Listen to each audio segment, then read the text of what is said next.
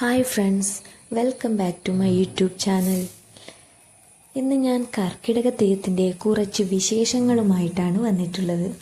ഇത് കർക്കിടകം അല്ലേ? പഞ്ഞമാസം എന്ന് പഴമക്കാർ പറയാറുണ്ട്.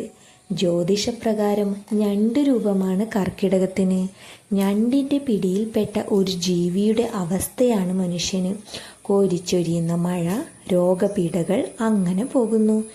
ഈ അവസ്ഥയിൽ നിന്നുള്ള മോചനത്തിനായി നമ്മുടെ പൂർവികർ നമുക്കായി കരുതി വെച്ചതാണ് രാമായണ പാരായണം, ആയുർവേദ ചികിത്സ തുടങ്ങിയവ. ഇതൊന്നും കൂടാതെ മാത്രം വടക്കേ മലബാറിന് നൽകിയ വരദാനമാണ് ആടിയും വേടനും ഗളിഞ്ചനും, അതായത് കർക്കിടക തെയ്യങ്ങൾ.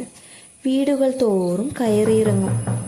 ആടി പാർവതിയാണ്, വേടൻ ശിവനും ഗളിഞ്ചൻ അർജുനനുമാണ്. ഇവ യഥാക്രമം വണ്ണാൻ, മലയർ, കോപ്പാളർ എന്നീ സമുദായക്കാരാണ് കെട്ടിയാടുന്നത്. ജ്യേഷ്ഠയെ കുടിയിറക്കി ആദിയും വ്യാധിയും മാറ്റാനാണ് ഇവർ വരുന്നത്. ഇവരുടെ ഐതിഹ്യം എന്തെന്ന് വെച്ചാൽ, വേടരൂപം ധരിച്ച ശിവപാർവതിമാരെന്നതാണ് സങ്കല്പം. കർക്കിടക സംക്രമം മുതൽ ആടിവേടൻ ആരംഭിക്കും. തെയ്യക്കാരുടെ വീടുകളിൽ നിന്നാണ് തെയ്യം കെട്ടി പുറപ്പെടാറുള്ളത്. പാശുപതാസ്ത്രത്തിനു വേണ്ടി തപസ് ചെയ്ത അർജുനനുമായി ബന്ധമുള്ളതാണ് ആടിവേടന്റെ ഐതിഹ്യം. കിരാത അർജുനീയം കഥ നടന്ന നാടാണ് നമ്മുടെ കാസർഗോഡ്. ആ കഥ ഇങ്ങനെയാണ്. വനവാസകാലത്ത് ഇന്ദ്രന്റെ ആജ്ഞപ്രകാരം പാശുപതാസ്ത്രത്തിനു വേണ്ടി തപസ്സിലേർപ്പെട്ട അർജുനനെ പരീക്ഷിക്കാൻ ശ്രീ പരമേശ്വരനും പാർവതിയും കിരാതവേഷം ധരിച്ചു. ഇന്നത്തെ അടൂർ ക്ഷേത്രം നിലനിൽക്കുന്ന സ്ഥലത്താണ് പാർവതി പരമേശ്വരന്മാർ അർജുനനു മുന്നിൽ പ്രത്യക്ഷതമായത്. പണ്ട് അടൂരിനെ ഉരുടൂർ എന്നാണ് പറഞ്ഞിരുന്നത്. പന്നി ഉരുണ്ടുപോയ സ്ഥലം എന്ന അർത്ഥത്തിൽ എന്നാണ് പണ്ട് കാലത്ത് പറയാറുള്ളത്.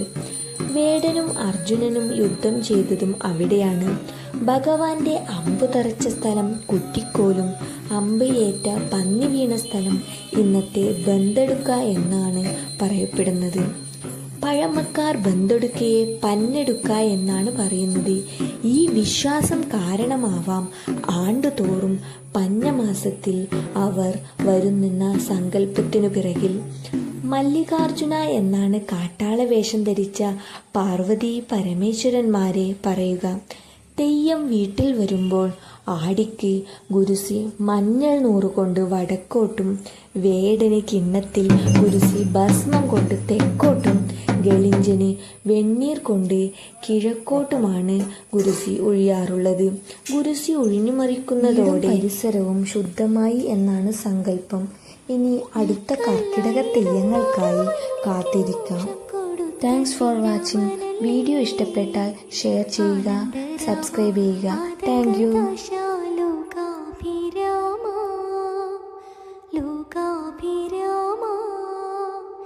ജീവിതയ